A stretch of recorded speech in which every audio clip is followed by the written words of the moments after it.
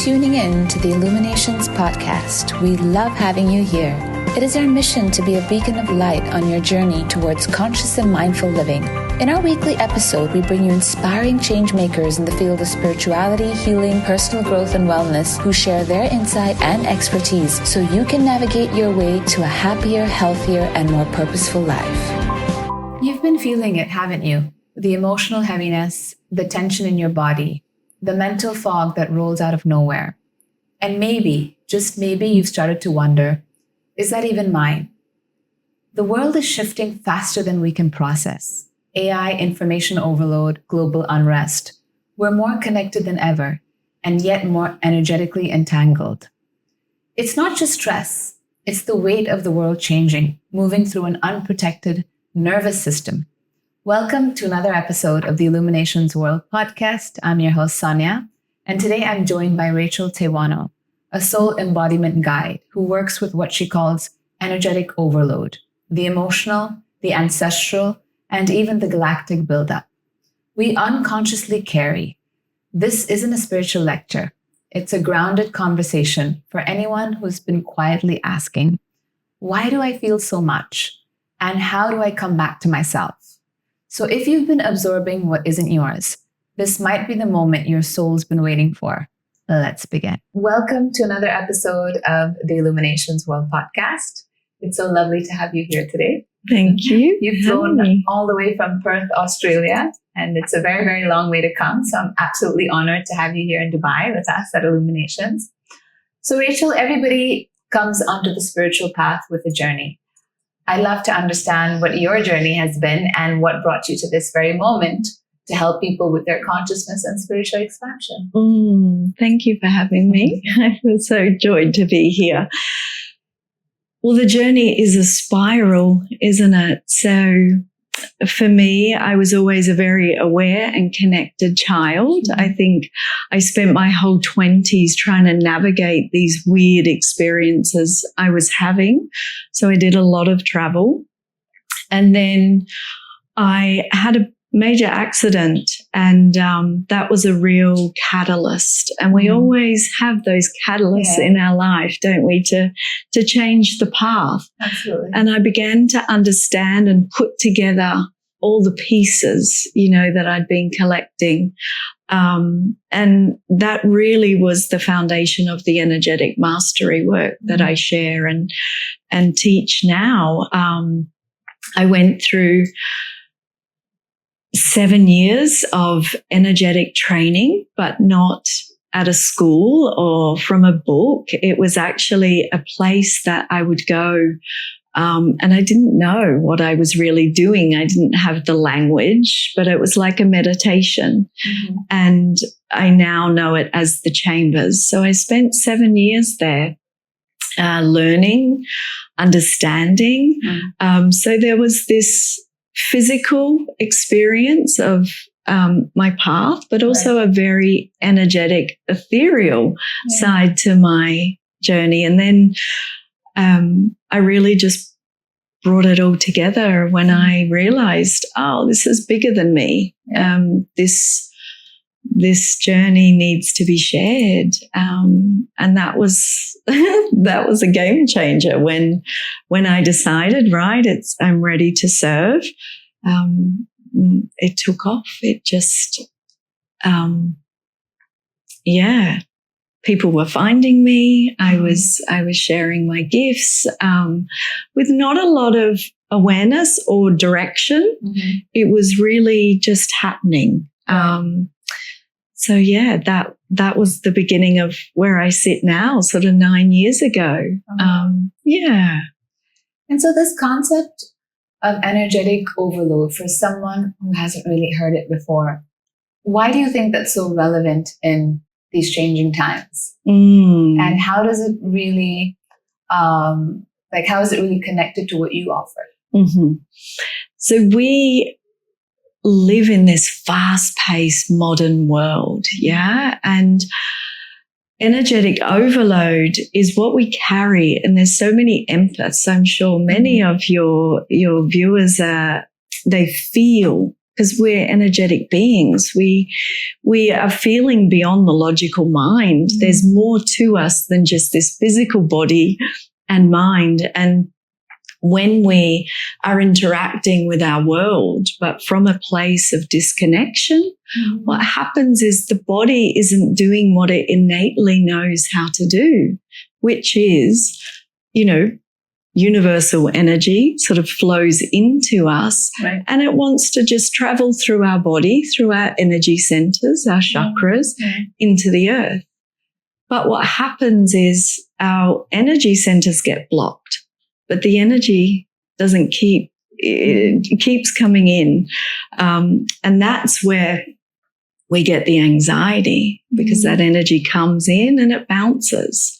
And so if we aren't aware of our energy, everything else on top of that basic principle of being a connected, energetic being creates this feeling of overwhelm and overload. So my teachings are really simple, practical, and basic, and they just peel off everything that's not yours. So when you say what's not yours, what exactly are we talking about? Because from what I understand, the pain we carry can be coming from one of 5 areas. Obviously our current experience based on what we absorb in the environment with global unrest and changing times, but also from our childhood, which is like 80% of our pain. The intrauterine experience, the mother's womb. Then we could say like evolutionary memories, for example, ancestral memories, past lives. And then finally, from like energetic overload.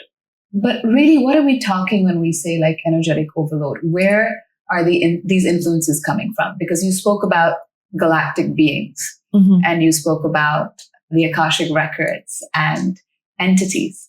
So if you could shed light a bit more on that, and for someone who's probably a bit more skeptical, how would you explain that in a manner that they would be able to understand? So there are so many levels, and really it's, so for me, the Akashic records, the book of someone's history, and maybe that's a belief. It's not a belief I had, but through my experience, it's kind of demystified the past life journey. So we're so much more than this life. And that can show up with experiences of meeting someone for the first time and going, oh, I know you. Well, where does that come from? We remember. Our body, our soul remembers. And so the Akashic records, the memory that's held within you can hold, epigenetics has proven it as well. Right. But the work I do in the Akashic actually runs the bloodline. So I can see where those soul contracts have sometimes been rooted way back 5 generations back. And that thread is weaved right through the bloodline. Right. But now we can go back to the origin, the root, and heal it there at the root. And what that does, it's almost like I see it like a coat, and it just peels off. And sometimes this overload really isn't yours. Yeah. And the simplest way to explain it is, those things that you experience that you can scream about, cry about, call your friends about, but you just can't heal it. Yeah. Chances are that is Akashic records. That is lineage healing. It is truly bigger than you. Yeah. And that's where this root healing can really serve on this path. Yeah. I was recently having a conversation in class with my students about this and how we love to remain loyal to our lineage. And that's just a way to honor our ancestors.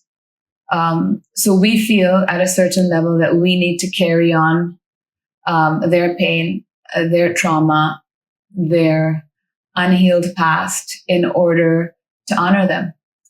But I'm sure there are many different ways to honor your ancestors rather than just carrying on the same patterns that they held on to so strongly. Absolutely. And yes, as loyal and beautiful as that is, maybe shifting the perception around what a privilege that we are awakening to the layers of healing that is accessible, and, you know, being the change makers in the lineage.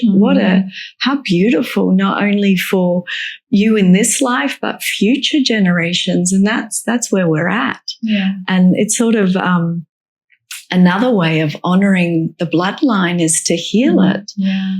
And through the Akashic work, I see in my vision the release of the ancestor who has bound that bloodline. They feel it. Right. And also in the physical, you know, I've worked with clients and healed Akashic stuff, and they've literally physical shoulder injuries dissolved in the father that the grandfather, the father, and my clients had. So it's very connected. Absolutely. I mean, there's evidence and amazing and astonishing research that's being done on the science of epigenetics to highlight that we not only carry our genes from our ancestors, but also their emotional pain and their trauma. So it's not just about your grandfather's nose on your face, but it's also, you know, how they handled relationships or health or trauma or famine or, you know, so many different things that perhaps we haven't really faced today, but yet we are holding on to in remembrance to that. Absolutely. And the other side to that is the gifts that sit in your bloodline. Yeah. You know? We're only focused on the trauma. Totally. Whereas I'm like, no, let's look at this. Your great-great-great-grandmother was an oracle. Yeah. So let's bring that gift into your resonance and allow you to tap into not only your gifts, but that of your lineage. It's such an exciting time. Yeah.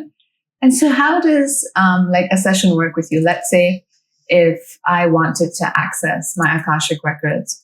So I believe, for people who are not very aware about what the Akashic records are, it's basically a library of your soul memories and your previous experiences, your evolutionary memories and your past lives. And with connected intuition and enhanced gifts, one is able to actually go and read those files as if you would in a library and be able to understand what your past, present, and in fact, even future has in store for you.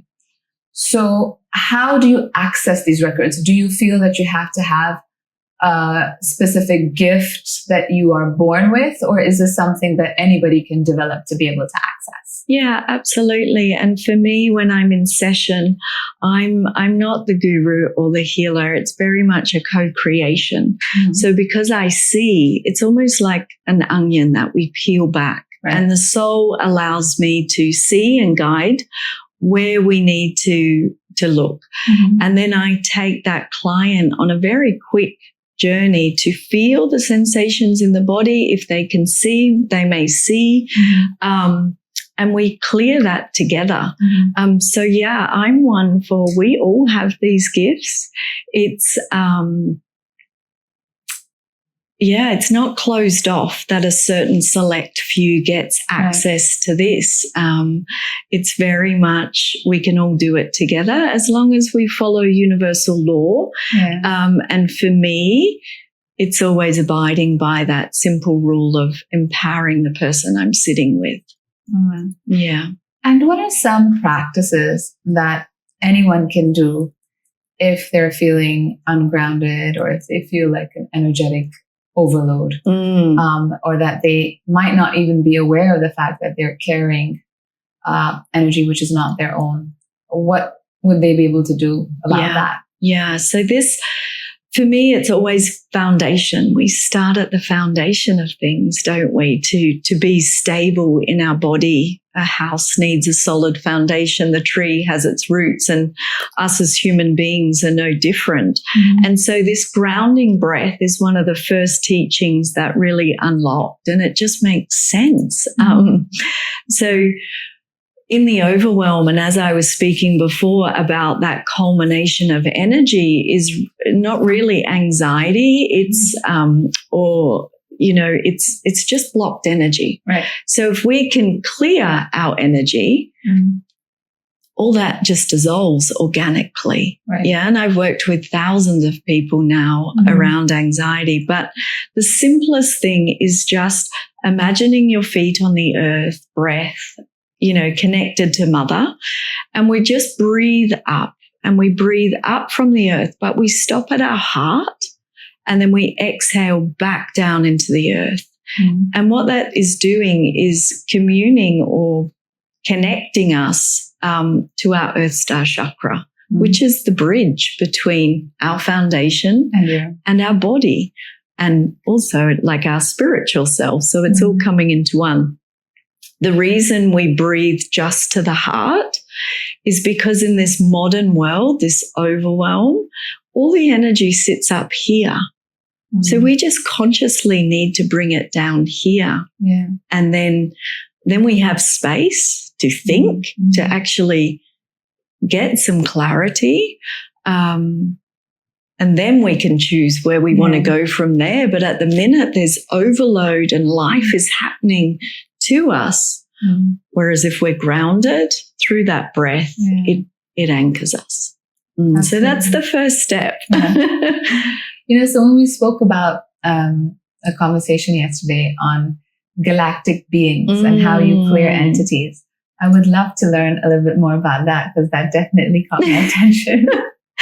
Absolutely. I mean, this is not something I seeked or chose. The first time I was working on a client and I saw a galactic entity, I was like, no, I don't want that. I don't. So a galactic entity basically means alien. I guess it looked like that. Well, what's interesting is I read an article about a month and a half or 2 months ago where an Indian scientist in the US was able to provide with research more so than anybody else has done previously to prove that there could be aliens, Absolutely. I think the government announced that in COVID when we were all distracted. So there's so many studies. For me, it was not by choice, but there they were.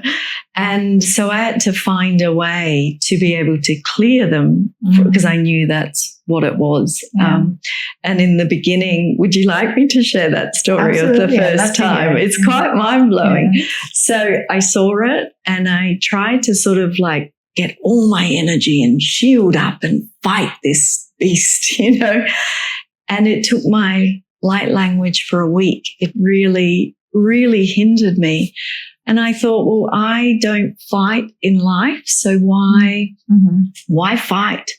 So I actually began to go on this journey of finding its heart and seeing beyond this dark energy and what it was doing to. But are aliens like really dark? Because they, they could be coming from different streams of consciousness. Like you could have aliens who are lower vibration, or you could have aliens that are actually supporting humanity to move to the next level. Yes. And sorry, just to clarify, this first one that I saw was reptilian. So, so not of, not of, higher consciousness. The highest vibration, not the best for my client. So just to be precise, but within all perceived darkness, there is light. Absolutely. And it's through the heart that we get to see the bigger picture and the soul of a being. And so now I honor that process and they remove themselves. Yeah, and sometimes there's grief and despair on their behalf. And how does a reptilian alien affect an individual? Like, what are the symptoms? Yeah, so those times in life where you feel aligned and you walk and life is good, and then whack. Yeah, we've had a few of those. Yes, and then because you're willed, you pick yourself up and you keep on walking, and then distraction. Right. So the reason they hook in is to really throw you off your path. But these are very high vibrational beings. So not everyone is going to, have a reptilian. But yes, and as an energy worker, they will distract the healer or the guide away from where they are, so you can't see it, and they will manipulate and move us away. But yes, very interesting beings. But now, years and years on, I see them, I love them, and clear them. And it's really a sovereignty reclamation because they are affecting the energy of the body. They sort of, become like the feeder of the light as well. So they're integrated with the human, but not to be feared. But a lot of people find me just sort of say, I don't know why I'm here, but there's something that's so off that I've been to everybody and I can't get to it. And there I will see it. Yeah. Yeah. Amazing. Excellent. That's so exciting. And so what does the future hold in store? Like when you talk about spiritual expansion and consciousness, how does spiritual expansion and, affect an individual in their everyday life? Yeah. And that's a really beautiful, and I'm seeing it so much that each individual is their creator of their reality, and through energy, and the simplest, energy is all things, but we're at this time where science is backing up feelers and us empaths and already know in our souls. So there's a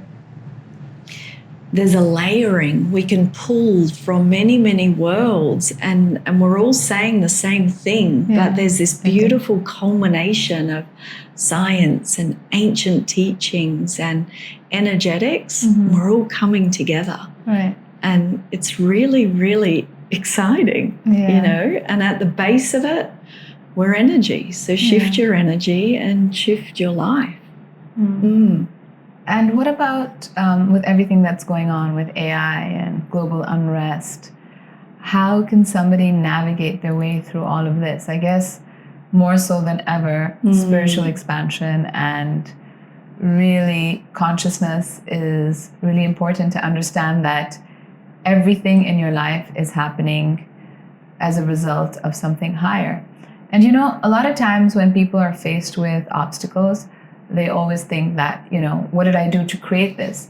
But perhaps don't you feel that there is also a destiny involved, fate, and things were meant to happen just as they were supposed to happen. So whilst we think we have the power to control or shift our reality, many of the times we have to accept and experience whatever we're going through right now, because there is a time for clarity and there's a time for confusion. And through that fog and through that confusion, we're able to finally move out and gain more clarity. And perhaps that was necessary for our mind, body, and soul to go through in order to, have that sort of personal evolution. Absolutely. And I'm sure your listeners can just take a moment and think about their greatest challenge in life and look back at it and think, wow, that changed the course. Yeah. And we learn from the compression. I say, the diamond is being polished and you are the diamond. Yeah. And there's beauty in the descent. And if we can trust and then have hope, I promise you will know that each descent gives more clarity. It aligns you to your soul path, your destiny. So maybe remembering this conversation, and if someone's in the chaos and in a descent or a really challenging time where they're just getting whacked and whacked and whacked, surrender, create stillness.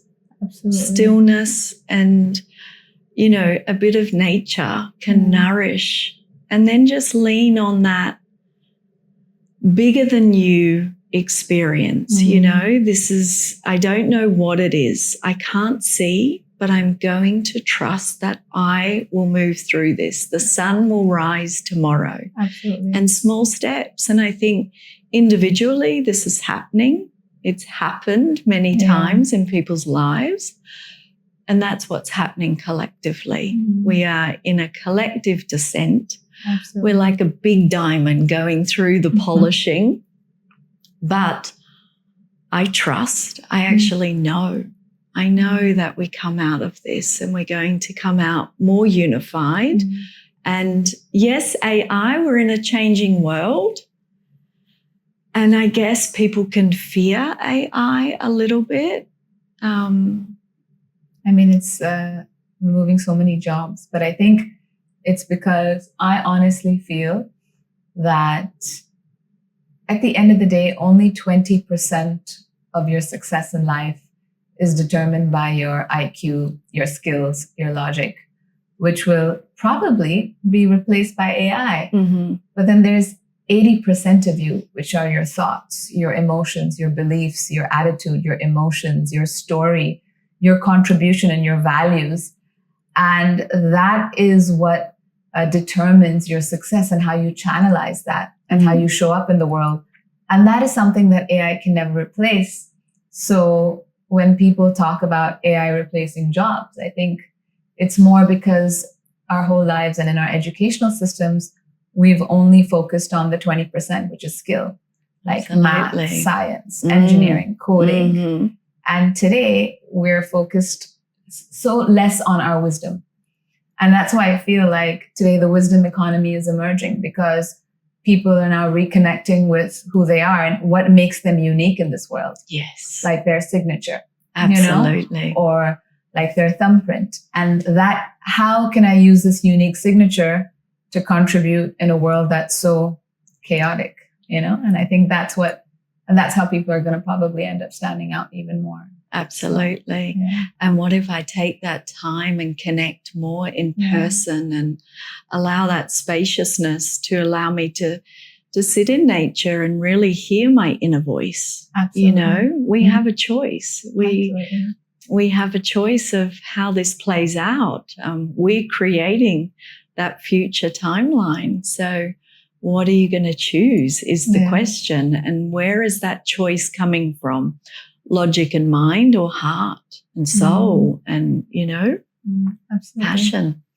Well, it was a lovely conversation and we could go on talking. Yes. But any last words, any thoughts, any quotes, any books that you'd recommend for our listeners, and any closing lines? Oh, gosh. Your favorite quote? I don't actually have a favorite quote, but if there's anything I would like to convey is that within you is all of your medicine, and within your heart is, what you're here to live and breathe. So trust that beyond everything else. You know the path forward, and you just have to create that space to hear that voice. It's all within you. Thank you. Well, thank you so much for your time and coming all the way here from Perth. Yes. And thank you so much. And thank you to our listeners. If you enjoyed this episode, please like, share, subscribe. It was a wonderful conversation. And until next time, take care, live light, and good luck. Thanks for tuning in to the Illuminations Podcast. We love having you here. It is our mission to be a beacon of light on your journey towards conscious and mindful living. In our weekly episode, we bring you inspiring change makers in the field of spirituality, healing, personal growth, and wellness who share their insight and expertise so you can navigate your way to a happier, healthier, and more purposeful life.